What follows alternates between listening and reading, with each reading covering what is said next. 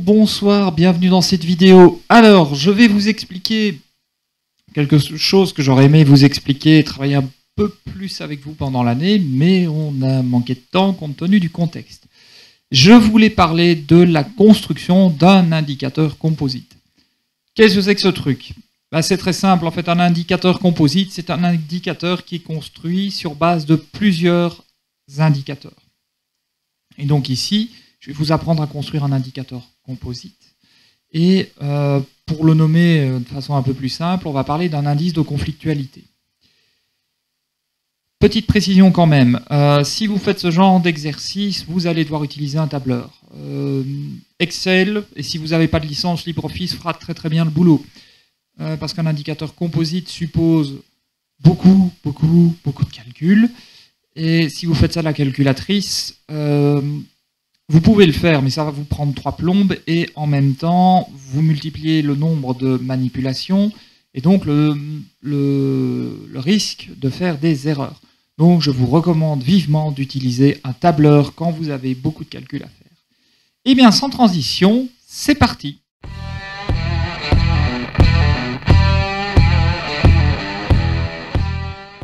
Alors, quelques principes, parce qu'il y a 2-3 éléments que je dois vous dire avant de démarrer. Donc tout d'abord, c'est un indicateur qui sert pour comparer des pays entre eux. Vous allez me dire, oui, bon, c'est le principe de tous les indicateurs en général. Oui, mais ici, c'est encore plus vrai parce que si vous prenez le chiffre tout seul ne veut pas spécialement dire grand-chose. Je vais prendre un exemple. Si je vous dis que l'indice de conflictualité de ce pays vaut 20, ça ne va pas vous parler. D'accord ? Par contre, si vous savez que la valeur minimum théorique est 13 et que la valeur maximum théorique est 39, vous saurez déjà que le pays qui a un score de 20 ou qui a une valeur de 20 pour l'indice de conflictualité a une situation relativement bonne. Et vous savez aussi qu'un pays qui a un indice de conflictualité de 20 aura une situation beaucoup plus pacifique, beaucoup plus paisible, beaucoup plus stable qu'un pays qui aura une valeur de 27, 28, 30 et au-delà. D'accord ? Donc c'est important de ne pas perdre ça de vue. Les chiffres en eux-mêmes ne veulent rien dire. Il faut toujours tenir compte de la valeur minimum et maximum. Et c'est principalement des valeurs et des indices qui sont construits pour comparer les pays entre eux. Eh bien, sans plus attendre, c'est parti pour la suite.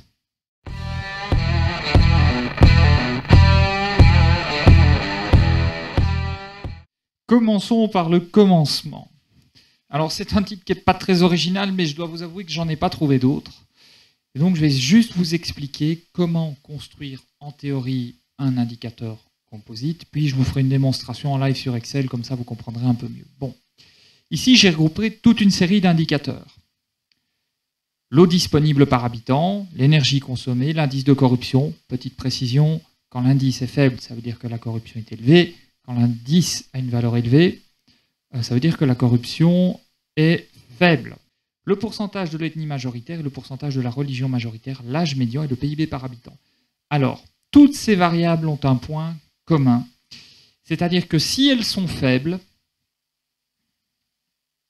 ou du moins si elles sont plus faibles qu'ailleurs, elle pourrait contribuer à déstabiliser une région, ou à rendre une région plus vulnérable, si vous voulez. Je vais vous donner des exemples très simples. Si on regarde l'eau disponible par habitant, s'il n'y a pas énormément d'eau par habitant, j'ai bien dit par habitant, ça peut engendrer des conflits. Si l'énergie consommée est faible, ça veut dire qu'il n'y a peut-être pas un niveau de développement très élevé. S'il y a de la corruption, enfin, ça tombe un peu sous le sens, enfin, ça contribue à déstabiliser la région. Et si on regarde l'ethnie majoritaire ou la religion majoritaire, si vous avez un pourcentage de l'ethnie majoritaire, c'est-à-dire de l'ethnie la plus importante faible, comme pour la religion, ça veut dire que vous avez une diversité très importante et donc potentiellement beaucoup plus de conflits.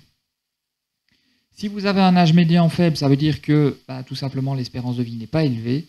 Et si vous avez un PIB par habitant faible, ça veut dire que vous n'avez pas beaucoup d'activité économique et donc vous avez potentiellement une région qui sera plus déstabilisée. Et donc en fait, ce que je vous ai expliqué ici, ce que j'ai voulu vous montrer, c'est que pour toutes ces variables, si on a des territoires qui ont des valeurs plus faibles qu'ailleurs, eh bien, ces territoires sont plus susceptibles de voir un conflit apparaître en leur sein. Et donc, du coup, les territoires qui seront regroupés dans les classes qui regrouperont les valeurs les plus faibles recevront une valeur de 3. A l'inverse, les territoires ou les États qui seront regroupés dans les classes regroupant les valeurs les plus élevées recevront une valeur de 1. D'accord? Pas de panique, je vous ferai une petite démonstration après, ce sera plus parlant. Alors ici, on a une autre série de variables. On a le chômage total, le taux d'analphabétisme, la dette publique, le million de barils par jour, donc c'est-à-dire qu'en gros, c'est la production énergétique, et la liberté de la presse. Un indicateur qui vaut 0, c'est une presse libre. Un indicateur qui est proche de 100, c'est une presse contrôlée. Bon. Alors, ici, on a un peu la situation inverse, c'est-à-dire que tous les pays... on a une situation inverse. Un pays où le chômage est faible, un pays où le taux d'analphabétisme est faible, où la dette publique est faible, où la production énergétique est faible, où l'indice de liberté de la presse est faible, c'est-à-dire où la presse est libre, est relativement stable. C'est-à-dire que toutes ces variables-là, si elles sont faibles, font que le territoire sera plus stable qu'un autre. C'est pour ça que les pays qui seront regroupés dans les classes qui regrouperont les valeurs les plus faibles auront un indicateur de 1, c'est-à-dire qu'ils sont potentiellement plus stables que les autres. A l'inverse, les pays qui seront dans les classes qui regroupent les valeurs les plus élevées, on leur attribuera un indicateur de 3. D'accord? Alors, ça vous semble un petit peu flou pour le moment, mais pas de panique, je vais vous faire une petite démonstration en Excel et vous allez comprendre.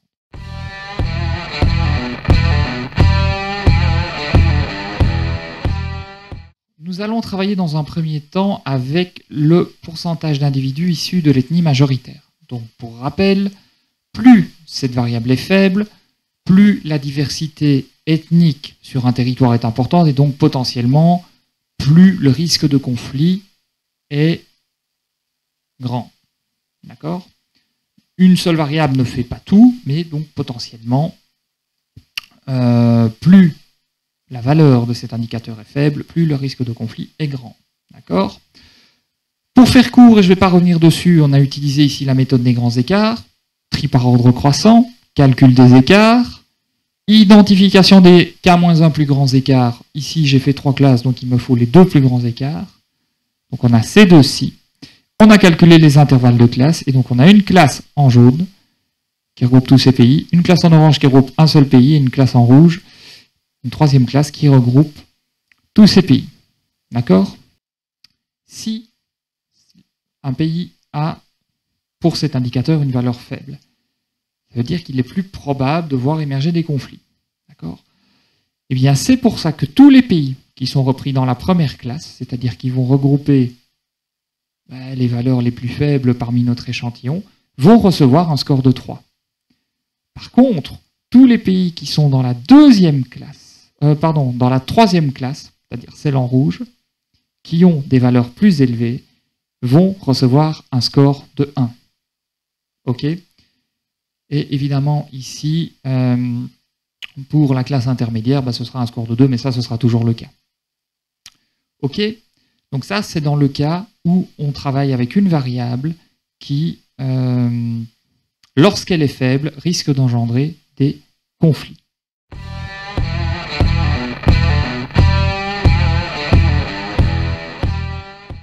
Alors, on va maintenant travailler avec le chômage total, donc c'est un peu le cas inverse. Donc, quand le chômage est faible, ça veut dire qu'il y a une bonne activité économique et donc que la région est relativement stable et que le risque de conflit est potentiellement plus faible. D'accord? Donc, on a réutilisé la méthode des grands écarts. Je ne vais pas revenir dessus ici.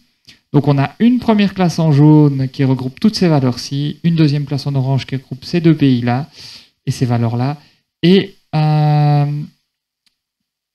une troisième classe qui regroupe cette valeur-ci, qui est ce pays-là, qui est la Palestine. Alors, si lorsque le chômage est faible, le risque de conflit est potentiellement plus faible.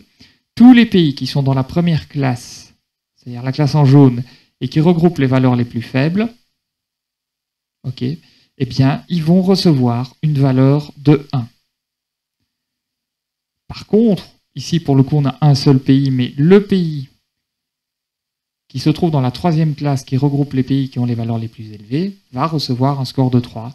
Pour la classe intermédiaire, les pays vont recevoir un score de 2. Voilà.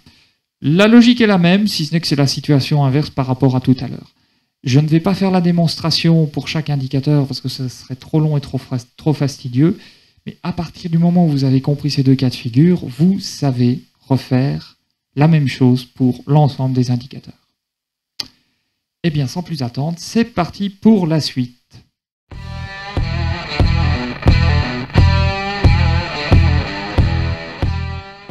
Alors, une fois que vous avez terminé, eh bien, vous rassemblez, une fois que vous avez attribué des valeurs de 3, de 2 et de 1 à l'ensemble des pays pour l'ensemble des indicateurs, eh bien, vous rassemblez le tout dans un tableau.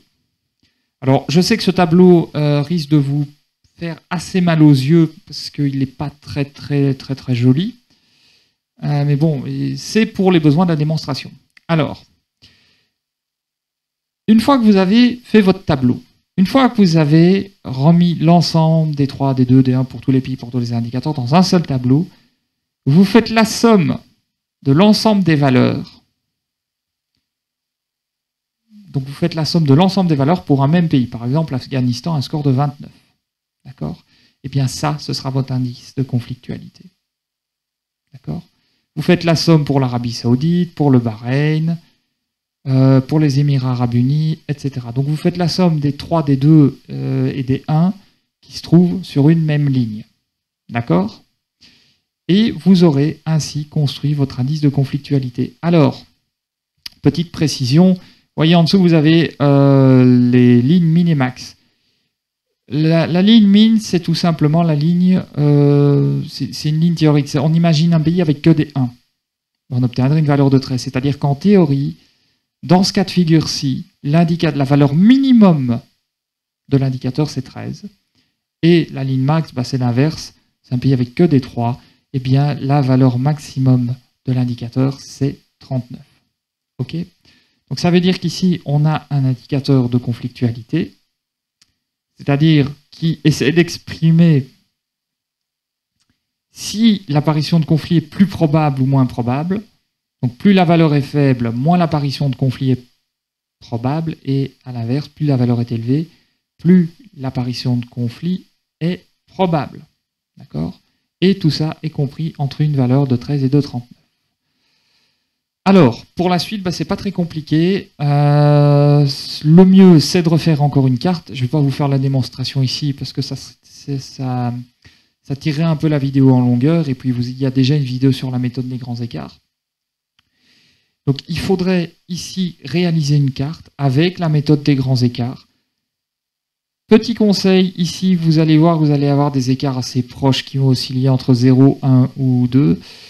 Donc si vous faites 3 classes, ça va aller, mais si vous en faites 4, eh bien vous allez vous retrouver avec des grands écarts de même valeur.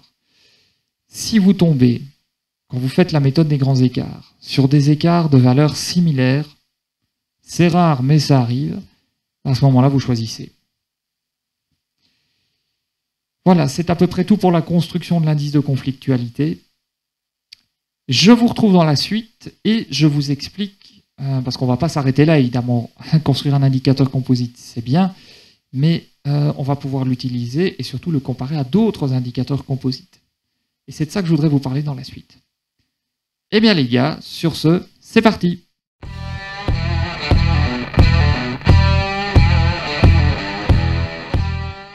Alors, donc ici, et à la base, c'est ce que je vous aurais demandé de faire si on avait eu un peu plus de temps. J'aurais souhaité que vous compariez l'indice de conflictualité que vous avez construit avec un autre indicateur composite qui est ici le Global Peace Index, ou l'indice global de paix en français. Bon, je vous montre. Alors, donc, Donc, pour faire court, ça se trouve sur le site Vision of Humanity. Vous cliquez sur Map and Data et vous avez ici le Global Peace Index. D'accord? Vous cliquez ici pour avoir un mode plein écran, comme ça on ne sera pas embêté. Et donc, vous pouvez zoomer, dézoomer. Alors, en bref, pour cet indicateur, plus les valeurs sont faibles, plus le pays est pacifique, et plus la situation au sein du pays est pacifique. À l'inverse, plus les valeurs sont élevées, moins le pays est pacifique, et moins la situation au sein de ce pays est pacifique. Et donc, ici, mais pareil, vous voyez par exemple, allez, on va prendre le cas de l'Irlande, allez, l'Islande, parce que j'aime bien les Islandais, qui a en plus de ça un score très très très faible. Elle a un score de 1,08. Eh bien, c'est la même situation que pour l'indicateur que vous avez construit. C'est un chiffre qui, en lui-même, ne veut rien dire. D'accord? Par contre, si vous cliquez sur l'Islande, là, vous voyez déjà que le score moyen, c'est 1,078 et c'est 1,078 sur 5. Donc, la valeur maximum de l'indicateur, minimum, ça doit être 1, et la valeur maximum, c'est 5.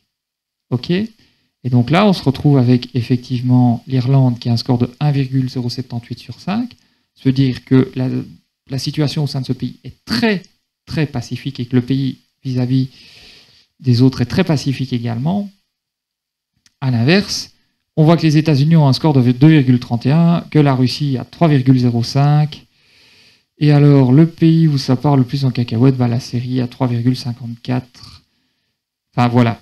Donc ça, pour les valeurs, je vous laisserai les fouiller sur le site si vous êtes curieux. Mais alors, je voudrais bien qu'on clique sur les États-Unis.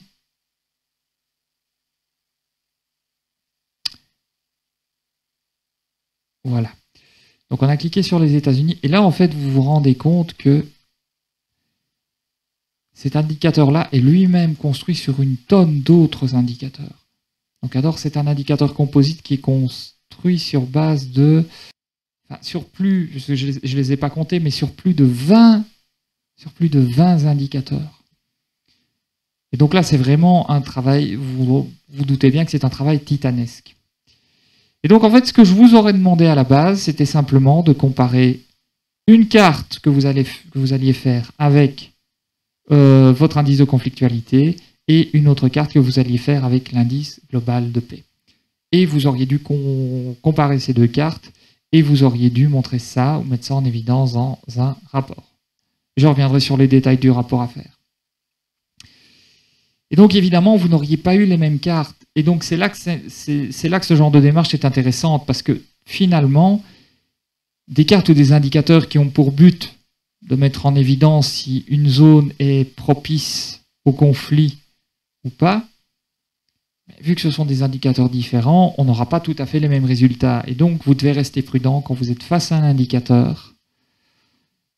Quand vous êtes face à un indicateur, surtout un indicateur composite, s'il vous plaît, essayez de creuser pour savoir les variables qu'il prend en compte et comment il a été construit. Voilà, c'est à peu près tout pour le Global Peace Index. Je vous donne rendez-vous dans la suite où je vous explique les grandes étapes de la réalisation d'un rapport. Avant que vous ne paniquiez, je précise une chose, on n'a pas le temps de le faire cette année. Et le contexte ne s'y prête pas. Mais je voulais au moins dans cette vidéo vous montrer les grandes étapes de la rédaction d'un rapport comme ceux que j'ai dû faire, j'ai dû faire à la fac. Donc je vais vous dire ce qui me reste en mémoire, je vais vous dire les choses auxquelles vous devez faire attention. Au moins, on vous l'aura dit une fois, et donc si vous tombez là-dessus plus tard, vous aurez été prévenu et averti. Et bien voilà, sans plus attendre, c'est parti pour la dernière partie, et c'est parti pour la suite.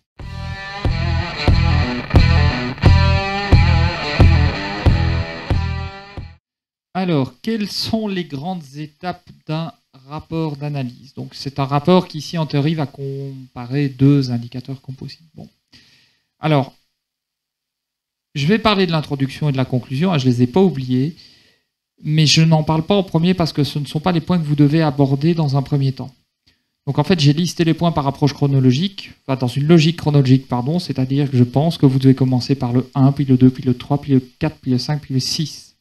OK ?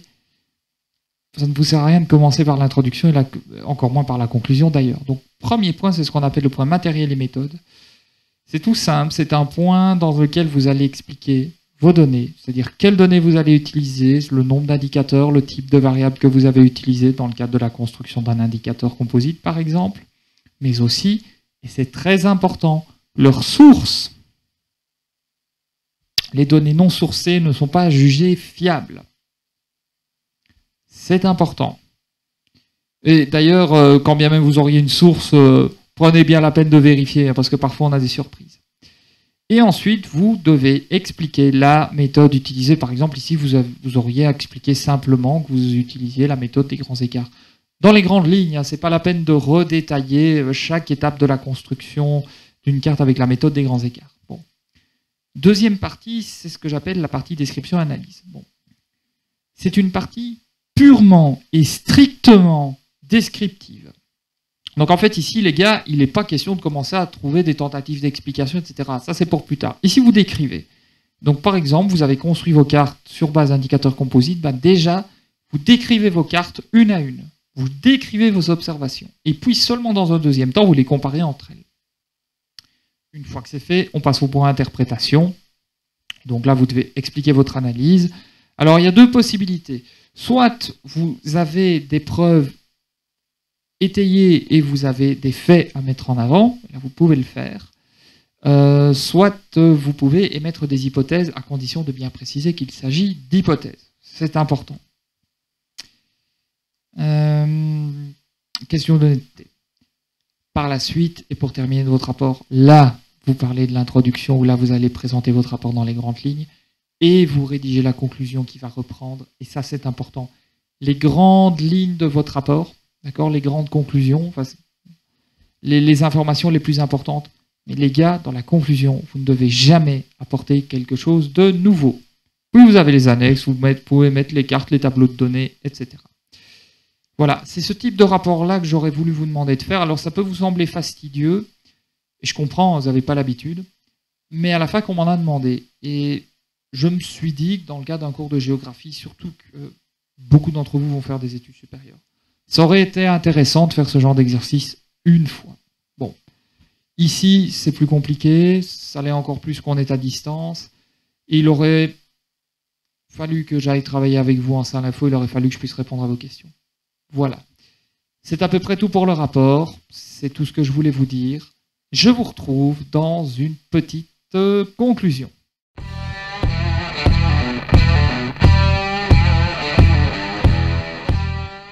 Et bien voilà, c'est terminé. Donc la vidéo a été plus longue que ce que je pensais. Donc, mais évidemment, la longueur de la vidéo est raccord avec l'ampleur de ce genre de boulot, c'est-à-dire que créer un indicateur composite et le comparer à d'autres indicateurs et mettre tout ça en rapport, ça prend du temps, ça prend de l'énergie, et donc c'est du gros travail. Et donc les gars, n'oubliez pas, quand vous travaillez avec des indicateurs composites, s'il vous plaît, regardez bien comment ils ont été construits et allez vérifier ce qu'ils prennent en compte ou pas. D'ailleurs, n'importe quel indicateur, il n'y a pas qu'en géographie, un indicateur composite, allez fouiller un peu pour voir les variables qui sont prises en compte et celles qui ne sont du coup pas prises en compte. Merci de m'avoir écouté. J'espère que ce que j'ai voulu vous transmettre par cette vidéo vous sera utile pour le futur, enfin on ne sait jamais. Et je vous souhaite à tous une bonne journée, une bonne semaine. Et si jamais, je peux déjà vous le souhaiter, parce que même s'il ne reste que 15 jours, je vous souhaite à tous de bons congés, d'en profiter, et on se retrouve au mois de janvier. Allez les gars, à bientôt.